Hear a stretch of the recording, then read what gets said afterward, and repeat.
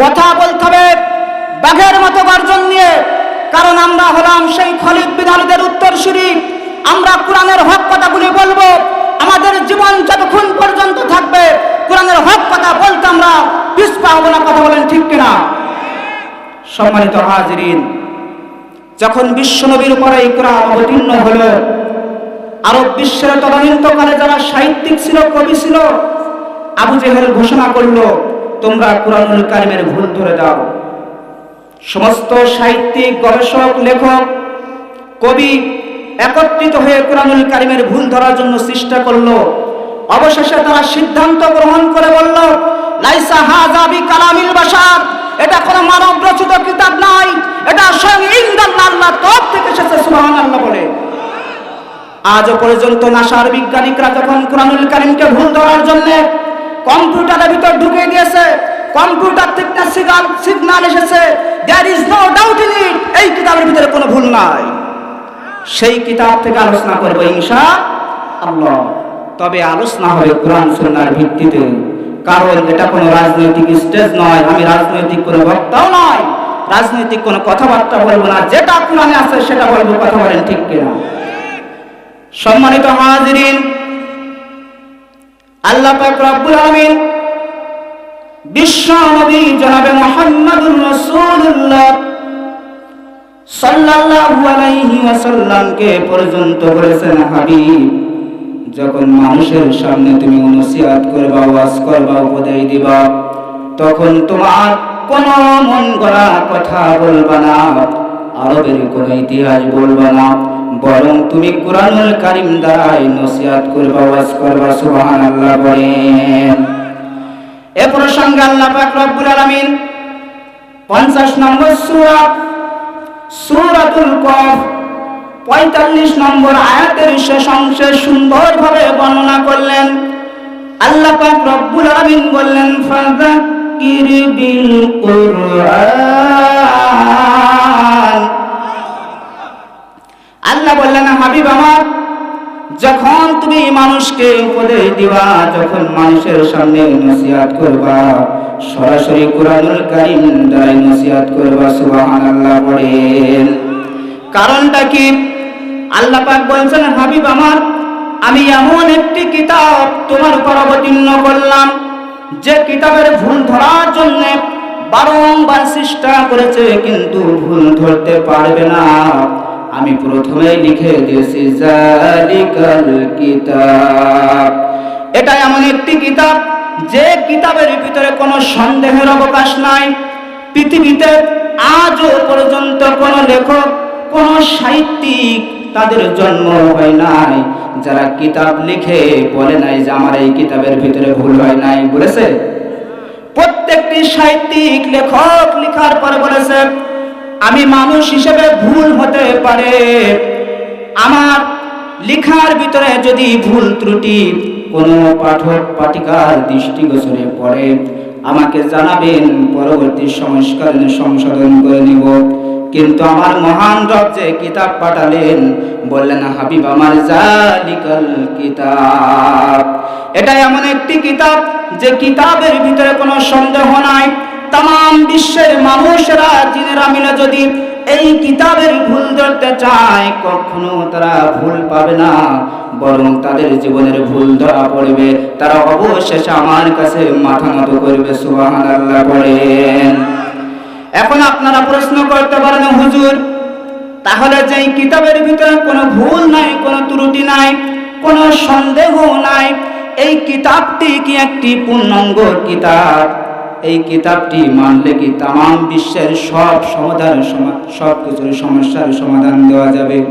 কোরআনের কাছে প্রশ্ন করলে উত্তর আছে কি নাই? ভাইজান ইকো হালকা কমাই দেন। সম্মানিত বন্ধুগণ আমার, আল্লাহ পাক রব্বুল আলামিন বলছেন, হাবিব আমার, তোমার প্রতি যে কিতাব অবতীর্ণ করলাম, এই কিতাবের ভিতরে মানব জাতির শুরু থেকে শেষ পর্যন্ত যতটি সেক্টর রয়েছে, প্রত্যেকটি সেক্টরের বর্ণনা দিয়ে দিয়েছি। সুবহানাল্লাহ পড়েন। আল্লাহ পাক বললেন ওয়ানাজ্জালনা আলাইকাল কিতাবা তিবয়ানান লিকুল্লি শাই। জোরে জোরে বলুন আল্লাহু আকবার। আল্লাহ পাক বললেন হাবিব আমার তোমার প্রতি যে কিতাব অবতীর্ণ করলাম এই কিতাবের ভিতরে আমি আল্লাহ পাক দিয়েছি ব্যক্তি নীতি, পরিবার নীতি, সমাজ নীতি, সন্ধি নীতি, বন্ধি নীতি, চুক্তি নীতি, সাংস্কৃতিক, অর্থনীতি, রাজনীতি, রাষ্ট্রনীতি, পররাষ্ট্রনীতি, এক কথায় মানব জীবনের যত নীতি রয়েছে সব নীতিগুলো আমি কুরআনুল কারীমের ভিতরে সুস্পষ্ট ভাষায় বর্ণনা করেছি। এখন আপনারা বলতে পারেন হুজুর ইসলামের ভিতরে অর্থনীতি, রাষ্ট্রনীতি, পররাষ্ট্রনীতি কোথা থেকে আসলো? আরে মুসলমান, একটু কি বিবেক খোলে না যে নবীজি একটি দিন নয়, দুইটি দিন নয়, একাধারে 10টি বছর মদিনা রাষ্ট্র পরিচালনা করলেন। রাষ্ট্র পরিচালনা করতে গিয়ে অর্থনীতি, বন্ধি নীতি, সন্ধি নীতি, রাজনীতির প্রয়োজন হয় কি হয় না? কথা বলা হয় কি না? রাষ্ট্র পরিচালনা করতে গেলে অবশ্যই অর্থনীতির প্রয়োজন হয়, রাষ্ট্র পরিচালনা করতে গেলে সন্ধি নীতির প্রয়োজন হয়, রাষ্ট্র পরিচালনা করতে গেলে রাজনীতির প্রয়োজন হয়। সব কিছুর সমন্বয় কোরআনের ভিতরে রয়েছে। সুবহানাল্লাহ পড়ে। সম্মানিত হাজরিন, আমি আপনাদেরকে বুঝিয়ে মূল আলোচনার দিকে ধাবিত হব যাতে আপনাদের অন্তরের ভিতরে কোনো রকম শয়তান ওয়াসওয়াসা না দিতে পারে। এরপর আল্লাহ পাক রব্বুল আলামিন বলেন হাবিব আমার মানুষরা যদি কোনো সমস্যা নিয়ে তোমার কাছে আসে তখন তুমি মন করা কোনো সমাধান দিবা না। কিসের ভিত্তিতে সমাধান দিবা? আল্লাহ পাক রব্বুল আলামিন 25 নম্বর সূরা সূরাতুল ফুরকান 33 নম্বর আয়াতের ভিতরে বললেন ওয়ালা ইয়াতুনাকা বিমাসালিন ইল্লা জিনাকা বিল হাক্কি ওয়া আহসানা তাফসীরা। আল্লাহু আকবার। আল্লাহ পাক বিশ্ব নবীকে বলছেন যখন মানুষরা কোনো সমস্যা নিয়ে তোমার কাছে আগমন করবে তখন তুমি পবিত্র কুরআনুল কারীমের ভিতরে আমি আল্লাহ পাক যে সুন্দর এবং সঠিক ব্যাখ্যা প্রদান করেছি সেটার তাফসীর করে করে তাদের জীবনের সমস্যার সমাধান দিবা। কোনো ব্যক্তিগতভাবে সমাধান দেওয়া যাবে? তাহলে কোরআনের ভিতরে সব কিছু আছে কি নাই? কিন্তু মুসলমান কপাল পোড়া বলে কোরআনের ভিতরে এ নীতি নাই, ও নীতি নাই, আছে কি নাই? যারা বলে কোরআনের ভিতরে এ নীতি নাই, ও নীতি নাই, আমি স্পষ্ট ভাষায় বলতে চাই তারা হলো কোরআনুল কারীমের সঙ্গে তাদের জীবন মেলে না। এজন্য তারা মনে করে হয়তো কোরআনের ভিতরে এটা নাই, কোরআনের ভিতরে ওটা নাই। কথা বলেন ঠিক কিনা? আমি বলতে চাই ভাই বাবাজির আমার, যদি আপনার ভিতরে ভুল থাকে কুরআনুল কারীম শোনার পর সংশোধন করবেন, জীবনটা ধন্য করে দেবে কে? কিন্তু যদি কুরআনুল কারীম শোনার পর আপনার জীবনে ভুল ধরা পড়েছে কিন্তু সংশোধন করলেন না, হুজুরের উপর দোষ চাপাই দিলেন, বললেন হুজুর জোর করে বলেছে, এমনটি যদি হয় আপনার চরিত্র মুমিন নয়, আপনি টাটকা টাটকা মুনাফিক। এই কথাটাও কিন্তু আমার নয়, প্রত্যেকটি কথা কোরআন সুন্নাহর ভিত্তিতে বলার চেষ্টা করব। যারা কুরআনুল কারীম শোনার পর যখন তার গায়ে বেঁধে যায়, আস্তে আস্তে কোরআন থেকে সরে যায়, রাসূলের আদর্শ থেকে সরে যায়, এই শ্রেণীর ব্যক্তির পরিচয় 4 নম্বর সূরা সূরাতুন নিসার 61 নম্বর আয়াতের ভিতরে আল্লাহ পাক রব্বুল আলামিন সুন্দরভাবে বর্ণনা করে দিয়েছেন। আল্লাহ পাক রব্বুল আলামিন বলেন وَإِذَا قِيلَ لَهُمْ تَعَالَوْا إِلَى مَا أَنزَلَ اللَّهُ وَإِلَى الرَّسُولِ رَأَيْتَ الْمُنَافِقِينَ يَصُدُّونَ عَنكَ صُدُودًا। আল্লাহ পাক রব্বুল আলামিন বলেন ওয়া মানে আর, ইজা মানে যখন, কিলা মানে বলা হয়, তাআলাউ তোমরা আসো, ইলা মানে দেখি, ইলা মানে হচ্ছে দিকে, মা আনজালাল্লাহু ওয়া ইলা রাসূল, আল্লাহ যা অবতীর্ণ করেছেন তার দিকে আসো, রাসূলের চরিত্রের দিকে আসো। যখন এভাবে ডাকা হয় আল্লাহ রাসূলকে আল্লাহ বলছেন হাবিব আমার, এক শ্রেণীর মানুষ আছে তারা আস্তে আস্তে পাশ কাটিয়ে চলে যায়। কয় শ্রেণীর মানুষ? এক শ্রেণীর মানুষ। আল্লাহ বললেন হাবিব আমার লক্ষ্য করে দেখবা, তাকিয়ে দেখবা। আরবিতে রাআইতা মানে হচ্ছে তাকানো। রাসূলকে আল্লাহ পাক বলছেন হাবিব তাকিয়ে দেখবা, রাআইতাল মুনাফিকিনা ইয়াসুদ্দুনা আনকা সুদুদা। যারা কুরআনুল কারীম শোনার পরে জীবনের ভুল ধরা পড়েছে কিন্তু ভুলকে সংশোধন করে নাই, এরা কোনো মুসলমান হতে পারে না। এরা হলো টাটকা টাটকা মুনাফিক। কার কথা? জোরে বলেন কার কথা? তাহলে এই মুনাফিক আপনার আমার সমাজে আছে কি নাই? এখন ওয়াজ করছি কোরআন দ্বারা, হাদিস দ্বারা। সকাল হলে অনেকে বলতে পারে অনেকগুলি কথা বানিয়ে বানিয়ে বলেছে। খোদার কসম করে বলছি, আল্লাহ পাক বিশ্ব নবীকে বলেছেন যদি কোরআনের একটা হরফও বানিয়ে বলতো, আমার নবীর কণ্ঠটা আমি আল্লাহ পাক চেপে ধরতাম। আর সেই নবীর উত্তরসূরি হিসেবে যদি আমিও কোনো কথা বানিয়ে বলি, আল্লাহ কি আমাকে ছাড় দিবে? কুরআনুল কারীম এমনকি রাসূলুল্লাহ সাল্লাল্লাহু আলাইহি সাল্লামের হাদিসও যদি আমি বানিয়ে বলি, এর জন্য আমাকে জাহান্নামে যেতে হবে। এজন্য কোনো বিবেকবান মানুষের পক্ষে সম্ভব নয় যে কুরআন সুন্নাহ সে বানিয়ে বানিয়ে বলবে। কথা বলেন ঠিক কিনা? সম্মানিত হাজরিন, আমি একটা যেটাকে আইন বলে আঞ্চলিক ভাষায় আমি বেঁধে নিলাম যে কুরআনুল কারীমের ভিতরে সবকিছু আছে, সেটা আপনাদেরকে একটা সাধারণ ধারণা দিলাম যাতে কোন রকম অন্তরের ভিতরে শয়তান ওয়াসওয়াসা না দেয়। আমার মূল আলোচনা হলো যে আয়াতটি তেলাওয়াত করেছি 29 নম্বর সূরা, সূরাতুল আনকাবুত। এই আনকাবুত শব্দের বাংলা অর্থ হলো মাকড়সা। কি? একটা প্রাণী, একটা জীব। আল্লাহ মাকড়সার নামে একটি সূরা নাজিল করেছেন। সুবহানাল্লাহ পড়েন। আমি 2 এবং 3 নম্বর দুইটি আয়াত তেলাওয়াত করেছি এবং রাসূলুল্লাহ সাল্লাল্লাহু আলাইহি ওয়াসাল্লামের মুখ নিঃসৃত বাণী একটি হাদিস পাঠ করেছি। আল্লাহ পাক রব্বুল আলামিন যেন আমার জবান থেকে এই আয়াত এবং হাদিসের আলোকে এমন কিছু কথা বলার তৌফিক দেন যেগুলি আপনাদের এবং আমার জীবনে কল্যাণ করার। সকলে বলুন আল্লাহুম্মা আমিন। আমি যে আয়াতটি তেলাওয়াত করেছি এর সরল অনুবাদ আগে আপনাদেরকে ধারণা দেই। আল্লাহ পাক বলেন আফা হাসিবতুম আন্নামা খলাকনাকুম, আফা হাসিবতুম। এখানে প্রথমে যে শব্দ দিয়েছেন এটা আরবি গ্রামার একটি কায়দা। এটাকে বলে হুরুফে ইস্তেফহাম, ইংরেজিতে যাকে বলে WH করেছেন ইন্টারোগেটিভ চিহ্ন। আল্লাহ পাক প্রথমে আরবির একটা গ্রামার খাটিয়ে দিলেন, বললেন আফা হাসিবতুম, তোমরা কি মনে করেছো আমি তোমাদেরকে সৃষ্টি করেছি আমি আল্লাহ তাআলা জানবো কে জান্নাতি কে জাহান্নামী? কথা বলেন ঠিক কিনা? এটা জানবে কিসের মাধ্যমে? পরীক্ষার মাধ্যমে। আল্লাহ বলেন ওয়ালাকাদ ফাতান্নাল্লাযীনা মিন ক্বাবলিহিম, আমি অবশ্যই তোমাদের পূর্ববর্তীদেরকে পরীক্ষা নিয়েছিলাম। ফালা ইয়ালামান্নাল্লাহুল্লাযীনা সাদাকু ওয়ালা ইয়ালামান্নাল কাযিবিন। পরীক্ষা নিয়েছিলাম একটাই কারণ, আমি আল্লাহ তাআলা এই পরীক্ষার মাধ্যমে জেনে নেই কারা সঠিক পথে আছে আর কারা বেঠিক পথে আছে, কারা সত্যবাদী আর কারা মিথ্যাবাদী। এখন প্রত্যেক মুমিনের জীবনে পরীক্ষা আসবে কি আসবে না? সহিহ হাদিসের ভিতরে এসেছে আল্লাহর নবী দু জাহানে মজবুত ঈমান পৃথিবীর বুকে আর কারোর আছে। এজন্য পৃথিবীতে আল্লাহ রাসূল বলেন সবচেয়ে কঠিন পরীক্ষা হয়েছে ঈমানদারদেরকে। সেই ঈমানদার হলো নবী এবং রাসূল। 2 নম্বর তার চেয়ে যারা একটু নিচের ঈমানদার তাদেরকে পরীক্ষা হয়েছে। তারপরে তার চেয়ে যে আর একটু ঈমানদার কম তার পরীক্ষা হয়েছে। এভাবে প্রত্যেক সেক্টরে ক্যাটাগরিতে ঈমানদারের পদ ভেদে আল্লাহ পাক রব্বুল আলামিন পরীক্ষা নিয়েছেন। এখন আপনি যদি বলেন আমার জীবনে কোনো পরীক্ষা লাগবে না, আমার জীবনে কোনো পরীক্ষা হবে না, তাহলে আপনি তো মুসলমানই হতে পারলেন না। কথা বলেন ঠিক কিনা?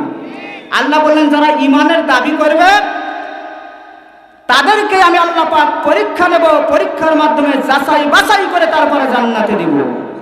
এমনিতে জান্নাত পাওয়া সম্ভব? এমনিতে জান্নাত পাওয়া সম্ভব নয়। দেখেন নবী এবং রাসূল তাদের মতো ভালো মানুষ পৃথিবীতে এসেছে? আসে নাই। এই মহান চরিত্রের মানুষগুলি যখন শুধুমাত্র এক আল্লাহর প্রতি ডেকেছে তখন তাদেরকে গালি দেওয়া হয়েছে, পাগল বলা হয়েছে, তাদেরকে জেল জরিমানা করা হয়েছে, এমনকি তাদেরকে ফাঁসির কাস্টে ঝুলানো হয়েছে। নাউযুবিল্লাহ বলেন। আমি যে কথাগুলি বলছি প্রত্যেকটি কথার পিছনে ইনশাআল্লাহ হাদিস কোরআনের রেফারেন্স দেব। সম্মানিত বন্ধুগণ আমার, তাহলে আল্লাহ পাক রব্বুল আলামিন বলেন যারা যত বেশি ঈমানদার হবে যার ঈমান যত বেশি মজবুত করানো হবে তার পরীক্ষা তত কঠিন হবে। এজন্য পৃথিবীতে যারা নবী রাসূল ছিলেন তাদের পরীক্ষা সবচাইতে কঠিন হয়েছে। আর নবী রাসূলগণের একটি পরীক্ষা নিয়েই শেষ করেন না, একজন নবীকে বারংবার পরীক্ষা নিয়েছে। সম্মানিত হাজিরিন, আমাদের 5টি আঙ্গুল আছে হাতের ভিতরে। এই 5টি আঙ্গুলের ভিতরে সবচেয়ে মর্যাদাপূর্ণ আঙ্গুল কোনটা? শাহাদাত আঙ্গুল। আর আপনি আমি যখন বিপদে পড়ি, হঠাৎ চলতে ফিরতে হোঁচট খেয়ে পড়ে যাই, হঠাৎ কোনো বিপদ সংকেত যখন শুনি, শোক সংবাদ যখন শুনি, তখন কিন্তু কামড় দেয় শাহাদাত আঙ্গুলে। কথা বলেন ঠিক কিনা? হে মুসলমান, পৃথিবীর ময়দানে মূল্যবান ধাতু যেমন স্বর্ণ, এই স্বর্ণকে যখন সুন্দর কোনো গহনা তৈরি করা হয় তখন কিন্তু স্বর্ণকে এত পরিমাণ কষ্ট সহ্য করতে হয়, তাকে আগুনে তাপ দিয়ে দিয়ে একেবারে নরম করে ফেলানো হয়। এরপর যেমন জিনিস তৈরি করা হবে, যদি ভালো জিনিস তৈরি করা হয়, মজবুত জিনিস, দামি জিনিস তৈরি করা হয়, তত তাকে মার খাওয়া লাগে। যদি একটি স্বর্ণের হার তৈরি করা হয়, তাকে পিটিয়ে পিটিয়ে তারপরে ছোট্ট ছোট্ট করে গোল করে। কথা বলেন ঠিক কিনা? এখান থেকে শিক্ষা নিতে হবে, পৃথিবীতে যে যত দামি তার পরীক্ষাও তত কঠিন। আল্লাহ পাকের রাসূলও তাই বললেন, আমার উম্মতেরা, পৃথিবীর ময়দানে যে যত বেশি ঈমান মজবুত করতে পারবে তার জীবনে তত পরীক্ষা হবে। আর এই পরীক্ষার মাধ্যমে আল্লাহ রাব্বুল আলামিন তার সম্মান বাড়িয়ে দেবেন। দেখেন, আল্লাহর নবীর একজন সাহাবী ছিলেন হযরতে আব্দুল্লাহ ইবনে হুযাফা রাদিয়াল্লাহু তাআলা আনহু। ইনার জীবনে কি পরীক্ষা এসেছে! মাত্র 20 বছরের যুবক। কত বছর বয়স? 20 বছরের যুবক। হযরত ওমর রাদিয়াল্লাহু তাআলা আনহু যখন খিলাফতের মসনদে বসে আছেন, হযরত ওমর রাদিয়াল্লাহু তাআলা আনহু বললেন, রোমান সম্রাট হিরাক্লিয়াসের বিরুদ্ধে মুসলমানদেরকে সংগ্রাম করতে হবে। এই সংগ্রামের প্রধান সেনাপতি বানিয়ে দিলেন এই যুবকটাকে, যার বয়স মাত্র 20 বছর। বাংলাদেশের আইন অনুযায়ী এখন বিয়ের বয়স হয় না। কথা বলেন ঠিক কিনা?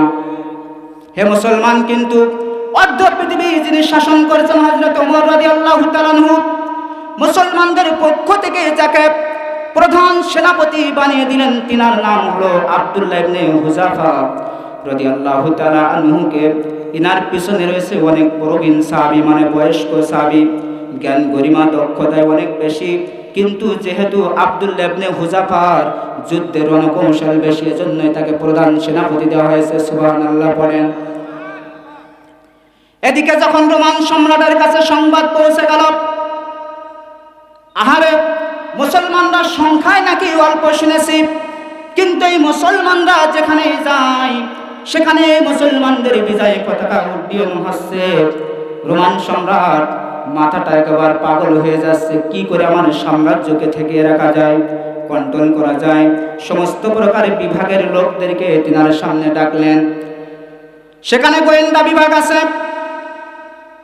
সেখানে আছে সেনাবাহিনী, নৌবাহিনী, যত প্রকারের বাহিনী আছে, সমস্ত বাহিনীগুলিকে নিয়ে সংসদের উপরে বসে, রাজসভায় বসে রোমান সম্রাট হিরাক্লিয়াস বলছে, আমার গোয়েন্দা প্রধান, তোমার উপরে এক নম্বর দায়িত্ব হলো তুমি চলে যাবা মুসলমানদের কাছে।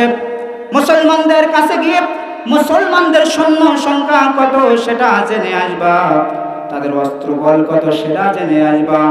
তারপরে আমার সঙ্গে বলবা, তাহলে আমার যুদ্ধ কৌশলটা আরো মজবুত করা সম্ভব হবে। গোয়েন্দা বিভাগ চলে আসলো, মুসলমানদের কাছে এসে দেখলো মুসলমানরা সংখ্যায় একেবারে নগণ্য। রোমান সম্রাটের 1/3 কম মুসলমান সংখ্যা, অস্ত্র শস্ত্র তেমন নাই। রোমান সম্রাটের কাছে এসে বলল, বাদশা নামদার, মুসলমানদের সংখ্যা আমাদের চাইতে 1/3 কম, 3 ভাগের 1 ভাগও না। রোমান সম্রাট তখন একটু তৃপ্তি পেলেন, কারণ কাফের মুশরিকরা মনে করে সৈন্য সংখ্যা যার বেশি হবে সে বিজয় লাভ করবে। কথা বলেন ঠিক কিনা? কিন্তু মুসলমান চিন্তা করে সৈন্য সংখ্যার বেশির প্রয়োজন নয়, ঈমান যদি মজবুত হয় বিজয় দেবে কে? মুসলমানরা সৈন্যের দিকে তাকায় না, অস্ত্রের দিকে তাকায় না, তাদের সবচেয়ে বড় অস্ত্র হলো নারায়ে তাকবীর, আল্লাহু আকবার। যখন এই নারায়ে তাকবীর আল্লাহু আকবার স্লোগান কখনো শুনে, যাদের অন্তরের ভিতরে রোগ আছে, মুসলমান নামধারী হতে পারে, তাদের অন্তরের ভিতরে প্রকম্পন সৃষ্টি হয়ে যায়। তখন বলে এটা একটা দলের স্লোগান, বলে কি বলে না? আমি বলি তুমি মুসলমান নও, তুমি একজন টাটকা মুনাফিক। নারায়ে তাকবীর আল্লাহু আকবার যে স্লোগান বিশ্ব নবী দিয়েছেন, সাহাবায়ে কেরাম দিয়েছেন, আল্লাহ রাব্বুল আলামিন দিয়েছেন, সেই স্লোগানকে যদি তুমি একটা দলের দিয়ে দাও, তুমি কখনো মুসলমান হতে পারো না। কথা বলেন ঠিক কিনা? সম্মানিত হাজিরিন, গোয়েন্দা বিভাগের প্রধান যখন চলে গেল, যে বাদশাকে বলছে মুসলমানদের সংখ্যা একেবারেই নগণ্য, বাদশার মনটা খুশি হয়ে গেছে। এরপর বলছো আমার গোয়েন্দা, এবার বলো তাদের অস্ত্র বল কেমন? তখন ওই গোয়েন্দা বিভাগের প্রধান বলছেন, বাদশাহ নামদার, তাদের অস্ত্র বল বলতে তেমন কিছুই নাই। আমাদের যেমন আধুনিক অস্ত্র রয়েছে, তাদের আধুনিক কোনো অস্ত্র নাই, সামান্য কয়েকটা তরোয়াল রয়েছে। অনেক সাহাবী খেজুর গাছের ডাল নিয়ে এসেছে, সুবহানাল্লাহ পড়েন। রোমান সম্রাটের আনন্দ আরো বেড়ে গেল। কিছুক্ষণ পর ওই রোমান সম্রাট হিরাক্লিয়াস বলছে, হে গোয়েন্দা, তাহলে তুমি বলো মুসলমানরা যদি সংখ্যায় কম হয়, জনবলে কম হয়, অস্ত্র বলে কম হয়, তাহলে কেমন করে তারা পৃথিবীর বুকে বিজয় অর্জন করছে? তখন গোয়েন্দা বিভাগের প্রধান বলছে, বাদশা নামদার, তাদের একটা বল সবচাইতে বেশি, সেটা হলো তারা কখনো মৃত্যুকে ভয় পায় না, তারা মৃত্যুকে আলিঙ্গন করে। মুসলমানদের স্লোগান হলো বাঁচলে শহীদ, বাঁচলে মুসলমানদের স্লোগান হলো বাঁচলে গাজী, মরলে শহীদ। কথা বলেন ঠিক কিনা? উভয়টা আছেন কে রাজি? আল্লাহ রাজি আছেন। এজন্য মুসলমান কখনো পিছপা হয় না। আর মুসলমান চিন্তা করে জিহাদ করতে গিয়ে যদি মারা যায়, সঙ্গে সঙ্গে জান্নাতে দিবেন কে? আল্লাহ পাক বিনা হিসেবে জান্নাতে দিবেন। এজন্য মুসলমান কখনো ভয় পায় না, বরং তারা মরার জন্য সর্বদা চেষ্টা করে। বাড়ি থেকে যখন বিদায় নাই, বলে স্ত্রী আমার, আমি বাড়িতে আর নাও আসতে পারি, আমার জন্য দোয়া করো। এমন ভাবে বিদায় নাই। কিন্তু কাফের মুশরিকেরা বলে আজকের মুসলমানদেরকে শেষ করে আবার বাড়িতে আসব। কিন্তু দেখা গেল মুসলমান বেঁচে গেল, কাফের হত্যা হয়ে গেল। কথা বলেন ঠিক কিনা? কারণ তারা এক পা এগোয়, দুই পা পিছই, আর মুসলমান কখনো পিছায় না, এক চান্সে 100 পা এগিয়ে যায়।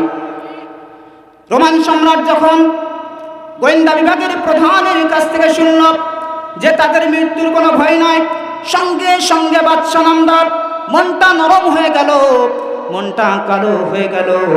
এরপরে বলল, হে গোয়েন্দা, তুমি কি বলছো? আমরা তো দুনিয়া পাওয়ার জন্য পাগল পড়া, মানুষের সম্পদ, মানুষের অর্থ সম্পদ লুট করে খাই, জোর করে ক্ষমতায় থেকে মানুষের অধিকার নষ্ট করি, আমার আশা কি নাই?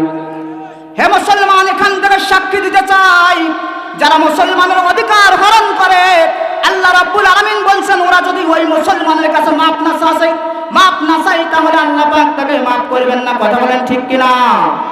আজকের মুসলমানের অধিকার নষ্ট করছেন, মুসলমানের অধিকার নষ্ট করে বিশাল পাহাড় গড়ে তুলছেন, আমেরিকায়, ভারতে, বিভিন্ন দেশে বাড়ি গড়ে তুলছেন। খোদার কসম করে বলছি, এগুলো তোমার বাপের টাকার বাড়ি নয়, মুসলমানের সম্পদ চুরি করে আত্মসাৎ করছো। ইসলাম বলছে, কোরআন বলছে, তোমার স্থান জাহান্নাম। কথা বলেন ঠিক কিনা? ভয় পাচ্ছেন? কোরআন হাদিস বলছে, যে ব্যক্তি মানুষের সম্পদ চুরি করবে, তার স্থান কখনো জান্নাত হতে পারে না, স্থান হবে জাহান্নাম।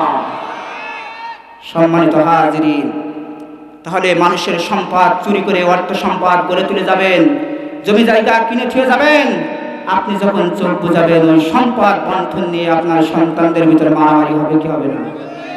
আপনার বড় সন্তান বলবে, ঢাকায় যে সম্পদটা রয়েছে 1 বিঘা, আমি ওই সম্পদ নেব। আপনার ছোট সন্তান বলবে, না না, 50-50 ভাগ চাই। তখন দ্বন্দ্ব সৃষ্টি হয়ে যাবে, আর আপনার আমল নামায় ফ্ল্যাক্সি নোট হিসেবে গুনাহগার হবেন, ফ্ল্যাক্সি নোট হিসেবে গুনাহ চলে যাবে। কথা বলেন ঠিক কিনা? এজন্য হিসাব কিতাব করে দুনিয়ায় চলতে হবে। রোমান সম্রাট যখন বলল, হেমার গোয়েন্দা বিভাগের প্রধান, তাহলে তারা কি এমন জাতি? আমরা দুনিয়া পাবার জন্য পাগল করা হয়ে যাচ্ছি, দুনিয়া পাবার জন্য মানুষকে হত্যা করেছি পাখির মতো মনে করে, শুধুমাত্র দুনিয়ার সম্পদ করে তোলার কারণে, দুনিয়ার ক্ষমতায় টিকার কারণে মানুষকে মারছি এমন ভাবে, পাখিকে মারলে যেমন মনে কষ্ট লাগে না, মানুষকে তারা মারছে এভাবে। কথা বলেন ঠিক কিনা? আমি পবিত্র কুরআনুল কারীমের রেফারেন্স টেনে তাদেরকে বলতে চাই, আল্লাহ পাক রব্বুল আলামিন এই সমস্ত ব্যক্তিদের পরিচয় প্রসঙ্গে পবিত্র কুরআনুল কারীমের 69 নম্বর সূরা সূরাতুল হাক্কার ভিতরে সুন্দরভাবে বর্ণনা করে দিয়েছেন।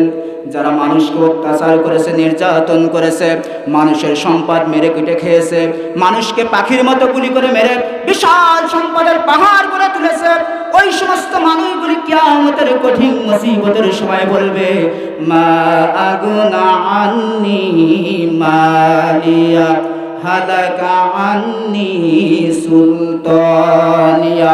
জোরে জোরে বলেন আল্লাহু আকবার। আল্লাহ পাক রব্বুল আলামিন বলেন, যে সময় কিয়ামতের দিন কেউ কারোর কাজে আসবে না, সকলে ইয়া নাফসি বলবে। ওই সময় যারা দুনিয়ায় মানুষের সম্পদ মেরে কেটে খেয়েছে, বিশাল সম্পদের পাহাড় গড়ে তুলে গিয়েছে, ওই সমস্ত মানুষগুলি আফসোস করবে আর কান্নাকাটি করে বলবে, মা আগনা আন্নি মালিয়া, হায় আফসোস, আমার সেই মালগুলো, আমার সেই সম্পদগুলো কোনোই কাজে লাগলো না। আজকের মেরে কেটে খাচ্ছেন, আল্লাহ বলছেন সেই দিন আফসোস করবা, যেই দিন আফসোস করে তোমার কোনো কাজে আসবে না। তুমি সেই দিন তোমার জবান থেকে বলবা, মা আগনা আন্নি মালিয়া, আমার দুনিয়ার সেই সম্পদ আমার বিন্দু মাত্র কাজে আসলো না। এরপরে বলবে, হালাকা আন্নি সুলতানিয়া, আমার ক্ষমতা এত পরিমাণ ছিল, আমি দিনের কাজ রাতে করেছি, রাতের কাজ দিনে করেছি, যখন যেটা তখন সেটা করেছি, আমার ক্ষমতার বলে মানুষকে, নিরপরাধ মানুষগুলিকে জেলের ভিতরে ঢুকিয়েছি, ফাঁসির কাস্টে দিয়েছি। আজকের সেই হালাকা আন্নি সুলতানিয়া, আমার সেই সাম্রাজ্য, আমার সেই ক্ষমতা কোথায় গেল? এগুলো আমার কথা? পবিত্র কুরআনুল কারীমের কথা। কুরআন বলছে যেটা, এটা শোনার পর রাগ করলে আমার উপর রাগ করা হবে? কথা বলেন, আমার উপর রাগ করা হবে? বরং যে আল্লাহ পাক এই কুরআন নাযিল করেছেন তার সঙ্গে বিদ্রোহ ঘোষণা করা হবে। আর আল্লাহর সঙ্গে যদি বিদ্রোহ ঘোষণা করেন, আপনাকে আল্লাহ রাব্বুল আলামিন জাহান্নামের ভিতরে দিবেন। কথা বলেন ঠিক না? সম্মানিত হাজিরিন, তাহলে কোরআন সুন্নাহ শুনে জীবন গঠন করতে হবে। হযরত আব্দুল্লাহ ইবনে হুযাফা রাদিয়াল্লাহু তাআলা আনহু প্রধান সেনাপতির দায়িত্ব নিয়ে যখন জিহাদের ময়দানে চলে গেলেন, রোমান সম্রাট তখন বলেছিল তার গোয়েন্দা বিভাগের প্রধানের একটা দায়িত্ব দিয়েছিল, যুদ্ধ কৌশল সম্পর্কে সব তথ্য আমাকে জানাবা গোপনীয়ভাবে। আর প্রধান সেনাপতিকে বলেছিল, আমার প্রধান সেনাপতি, তোমার একটা দায়িত্ব দিলাম, সেটা হলো যে কোনো কৌশলে মুসলমানকে বন্দী করতে হবে, সেটা অল্প হোক আর বেশি হোক। দুইজনকে দুইটা দায়িত্ব দিয়ে দিল। মুসলমানেরা জিহাদ করতে করতে এক পর্যায়ে 80 জন মুসলমান বন্দী হয়ে গেল। জোরে জোরে বলুন নাউজুবিল্লাহ। এই 80 জন বন্দীর ভিতরে মুসলমানদের প্রধান সেনাপতি আব্দুল্লাহ ইবনে হুযাফা বন্দী হয়ে গেল। আব্দুল্লাহ ইবনে হুযাফা রাদিয়াল্লাহু তাআলা আনহু যখন বন্দী হয়ে গেল, আর এই সংবাদ একদিনের ভিতরে সমস্ত রোমান সাম্রাজ্যে পৌঁছে গেল যে মুসলমানেরা, আমাদের শত্রু বাহিনীর কিছু মানুষ যারা ধরা পড়েছে আমাদের কাছে, তাদের কঠিন বিচার হবে। জোরে জোরে বলুন নাউজুবিল্লাহ। রোমান সাম্রাজ্যটা হলো ভারত উপমহাদেশের যত বড় এরিয়া, তার চাইতে বড় এরিয়া। বর্তমান যেমন পৃথিবীর বুকে পরাশক্তি হলো আমেরিকা, তদানীন্তকালে পৃথিবীর পরাশক্তি ছিল রোমান সাম্রাজ্য। হেরাক্লিয়াস যখন বন্দী হয়ে গেল, সমস্ত রাজ্যে যখন ছড়িয়ে পড়ল মুসলমানদের বিচার হবে, হত্যা করা হবে, জনগণ ছুটে আসলো মুসলমানদের দেখবে। কোনদিন মুসলমানদেরকে দেখে নাই, কিন্তু মুসলমানদের শক্তি, মুসলমানদের গৌরব সব কিছু শুনেছে, মুসলমানদের বিজয়ের গল্প শুনেছে, কিন্তু মুসলমানদের সঙ্গে দেখা হয় নাই। আজকের মুসলমানদেরকে দেখার জন্য তারা ছুটে এসেছে। হাজার হাজার নয়, লক্ষ লক্ষ মানুষ। 80 জন সাহাবী যখন সেখানে নিচেই বসা, রোমান সাম্রাজ্যের প্রধান যিনি বাদশাহ হেরাক্লিয়াস সিংহাসনে বসে আছেন, নিচ থেকে ফরমান জারি করলেন, মুসলমানদের ভিতরে আমিরকে, প্রধানকে, যুবকটা দাঁড়িয়ে গেলেন, বলল তোমার নাম কি? বললেন আব্দুল্লাহ ইবনে হুযাফা রাদিয়াল্লাহু তাআলা আনহু। বললেন ও হুযাফা তুমি আমার কাছে চলে এসো। স্টেজে তুলে নিলেন, পাশের চেয়ারে বসালেন, সম্মান দিলেন। কে? আল্লাহ সম্মান বাড়িয়ে দিলেন। হুযাফাকে যখন পাশের চেয়ারে বসালেন, বসানোর পর বলছে ও হুযাফা, ও আব্দুল্লাহ ইবনে হুযাফা, তোমার অন্তরে, তোমার প্রতি আমার অন্তরে কোন একটু প্রেম জন্মাইছে, ভালোবাসা জন্মাইছে।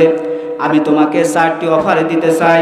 এই 4টি অফার যদি তুমি কবুল করো, গ্রহণ করো, তাহলে তুমি সহ যত বন্দী আছে সবাইকে ক্ষমা করে দিব। সুবহানাল্লাহ পড়েন। নাম্বার 1 হলো রোমান সম্রাট হিরাক্লিয়াস বলছে, হে আব্দুল্লাহ ইবনে হুযাফা, তুমি যদি তোমার যে প্রধান অস্ত্র, মুসলমানদের যে প্রধান অস্ত্র সেটি হলো ঈমান, আর তোমার যে ঈমান আর আমার মধ্যে ঈমান নাই, এটাই হলো বড় পার্থক্য।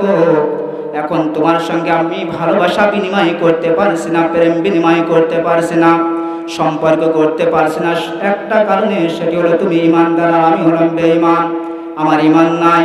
ওগো হুযাফা, ওগো আব্দুল্লাহ ইবনে হুযাফা, 1 নম্বর শর্ত হলো তুমি যদি ঈমান পরিত্যাগ করে খ্রিস্টান ধর্ম গ্রহণ করতে পারো। 2 নম্বর শর্ত হলো যদি খ্রিস্টান ধর্ম গ্রহণ করতে পারো, তাহলে তুমি সহ তোমার যত বাদশা, বলছেন তুমি সহ যত পরিমাণ মুসলমান এ পর্যন্ত আমার এই দখলে আছে, আমার রাজ্যের ভিতরে বন্দী আছে, সকলকে আমি ছেড়ে দিব। 3 নম্বর হলো ওগো আব্দুল্লাহ ইবনে হুযাফা, শোনো, সবচেয়ে বড় অফার হলো এটা। আমার একজন সুন্দরী মেয়ে আছে, ষোড়শী রূপবতী, যে মেয়েকে বিবাহ করার জন্য আমার এই রাজ্যের ভিতরে বড় বড় শ্রেষ্ঠ ধন সম্পদশালী মানুষরা পাগল পারা লালায়িত, এত পরিমাণ তার রূপ, এত পরিমাণ তার সৌন্দর্য। ওগো আব্দুল্লাহ ইবনে হুযাফা, তুমি যদি ইসলাম ত্যাগ করো, খ্রিস্টান ধর্ম গ্রহণ করো, তাহলে আমার এই রূপবতী মেয়েকে তোমার সঙ্গে বিয়ে দিব। জোরে জোরে বলুন নাউজুবিল্লাহ।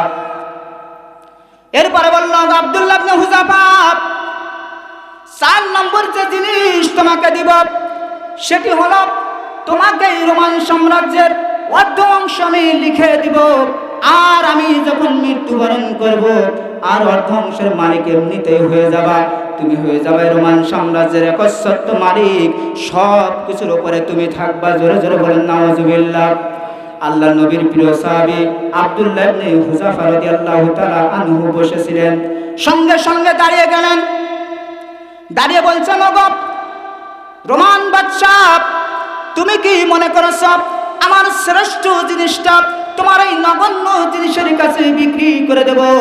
মুসলমানদের সবচাইতে মূল্যবান জিনিস হলো ঈমান। কথা বলেন ঠিক কিনা?